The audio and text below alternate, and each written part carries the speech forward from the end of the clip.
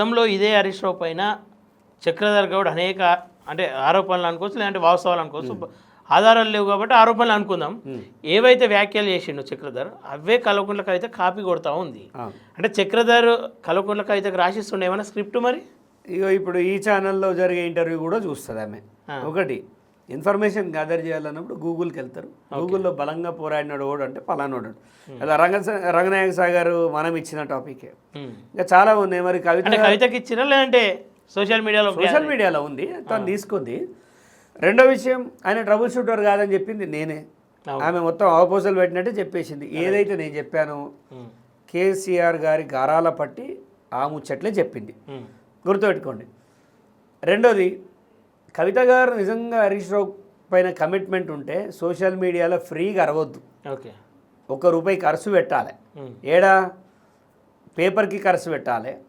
ఇన్ఫర్మేషన్కి ఖర్చు పెట్టాలి ఇది చక్రధర్ పెట్టిండు చూడు ప్రతి రూపాయి హైకోర్టుకు పోయి ఖర్చు పెట్టాలి సుప్రీంకోర్టుకు పోయి ఖర్చు పెట్టాలి అంత దమ్ముంది ఆమెకి ఖర్చు పెడుతుంది హరీష్ రావు మీద ఏది నీకు దమ్ముంటే మీ జాగృతికి దమ్మా మీది ఏం పార్టీయో తెలుస్తలేదు కవిత పార్టీ అన్నాం కాసేపటికి నేను సవాల్ ఇస్తున్నా హరీష్ రావు మీద ఉన్న కేసులు సరే నేను తీసుకొస్తా నేను లిస్ట్ ఇస్తా కోర్టుకు పోయి కొట్లాడతారా ఉందా ఓకే కవిత మిమ్మల్ని కలిసే ప్రయత్నం ఏం చేయలేదా వాళ్ళు మమ్మల్ని ఎందుకు కలుస్తారండి పిలిపించుకునే ప్రయత్నం కానీ ఎట్లాంటి ఏది చేయరు చాలా మంది రమ్మన్నారు అన్న కవిత అక్క పార్టీలో రండి చాలా బాగుంటుంది మీకు మంచి పొజిషన్ ఇస్తారు మీరు వస్తే బాగుంటుంది అంటే ఎవరు పిలిచినా సంతోషం నాకు గౌరవం ఇచ్చారు కానీ మీ యొక్క ఆలోచనలకి నా ఆలోచనలకి సెట్ కాదు సో మీ పోరాటం మీద చేయండి మీరు బహుజనవాదం అంటారు చాలా మంచిది మీరు డ్రామాల కోసం అన్నా కానీ అట్లీస్ట్ ఆ పదం అనేది ప్రజల్లో వినబడితే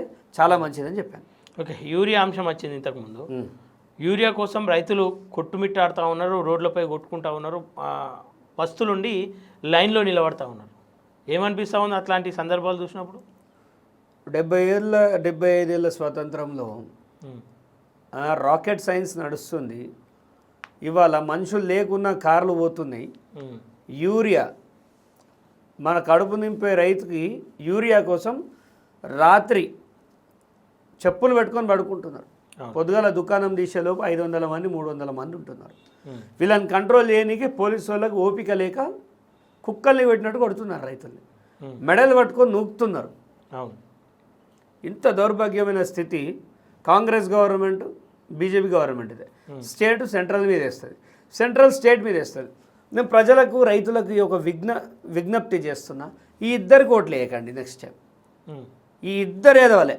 బీజేపీ కాంగ్రెస్ ఖచ్చితంగా అంటే ఇండైరెక్ట్గా బీఆర్ఎస్కి ఏమంటారా ఇతర పార్టీలకు వెతుక్కోమంట బీఆర్ఎస్కి ఓడేస్తాడు బుద్ధున్నాడు కూడా బీఆర్ఎస్కి వేయడు కాళేశ్వరం కొంపలు ముంచిన వ్యవహారం పెట్టుకొని ఇంకా బీఆర్ఎస్ ఉందా అండి తెలంగాణలో బీఆర్ఎస్ ఉందనుకుంటారా నేనైతే అనుకుంటాను మరి ఈ సందర్భంలో బీసీవై చక్రధర్ గౌడ్గా మీరు ఎట్లాంటి భరోసాను ఇస్తారు ఎట్లాంటి పోరాటాన్ని తెరపైకి తీసుకురాబోతా ఉన్నారు మీరు నా నేపథ్యం చూసినట్టయితే ఎవడు కానీ రాజకీయాలకు రావడానికి 100 కోట్లు ఖర్చు పెడుతురు ఇవాళ రాజకీయాలకు చేంజ్ చేస్తామని మైక్ పెడితే ప్రజాసేవ చేస్తా అంటాడు 100 కోట్లు పెట్టాడు ప్రజాసేవ చేస్తాడా అండి వ్యాపారం చేస్తాడు పోటీ వాడి కేసులు చేసుకొని ప్రజాసేవ అంత ప్రజాసేవ చేయాలంటే నా దగ్గరికి రండ్రా బాబు నేను చూపిస్తా ఏడే చేయాలి సేవ రైతులకి ఇప్పుడున్న ఒక్కొక్క ఎమ్మెల్యేకి దమ్ముందా ఒక్కొక్క ₹1 కోటి తీస్తారా చచ్చిపోయిన రైతులకు ఇస్తారా ఒక్క ఎమ్మెల్యే ₹1 కోటి బయటికి తీసినా 100 మందికి ఇద్దాం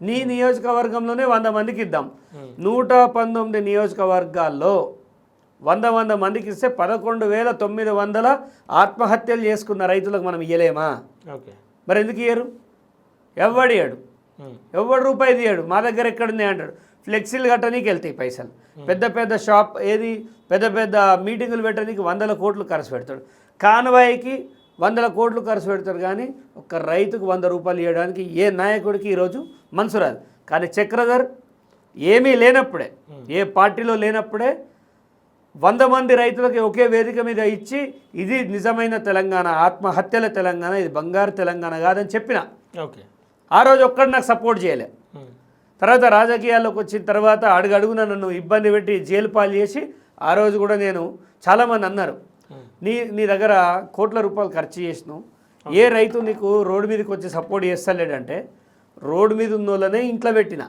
మళ్ళీ నా కోసం రోడ్డు మీద తీసుకొచ్చి నాకు ఇష్టం లేదు. వాళ్ళు ఏడున్నా బాగుండాలి అని కోరుకున్నా. రిటర్న్లు ఏమి ఎక్స్పెక్ట్ చేయలేదు. నా నేపథ్యమే రైతు నేపథ్యం. రైతుల కోసం పనిచేసిన, పేదల కోసం పనిచేసిన. ఇవాళ అధికార పార్టీ వదిలేసి బహుజనవాదం వైపు మనం అడుగులేద్దామంటున్నా.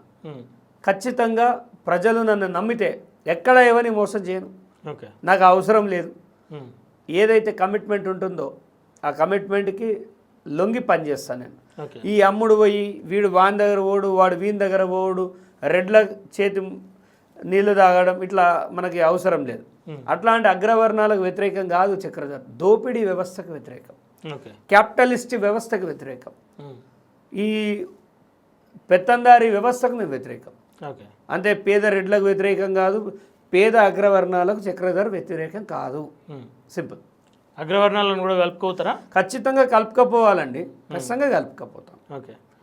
వాళ్ళు కూడా ఎంతో టాలెంట్ ఉండి ఎన్నో అవకాశాలు లేకుండా ఇబ్బంది పడుతున్నారు. సరే, ఇప్పుడు మాకు కదా అన్ని పార్టీలలో బీసీ సెల్లని ఎట్లా పెట్టిరో మేము ఓసీ సెల్లని పెడతాం. తప్పే ఉంది. ఓకే, దాంట్లో ప్లానింగ్ ఉంది. అది ఉంది. ఖచ్చితంగా ఓసీ సెల్లని పెడతాం. ఖచ్చితంగా దాంట్లో నిజంగా అవును బహుజనవాదులు ఇబ్బంది పడ్డారు ఇన్ని రోజులు, వాళ్ళ అవకాశాలు వాళ్ళకి ఇద్దాం. మనకున్న కాడికి మనం అవకాశాల్లో మనం పోటీ చేద్దాం అనుకునే వాళ్ళకి ఒక బీసీ వైలో మంచి అవకాశాలు ఇస్తాం ఖచ్చితంగా. ఓకే.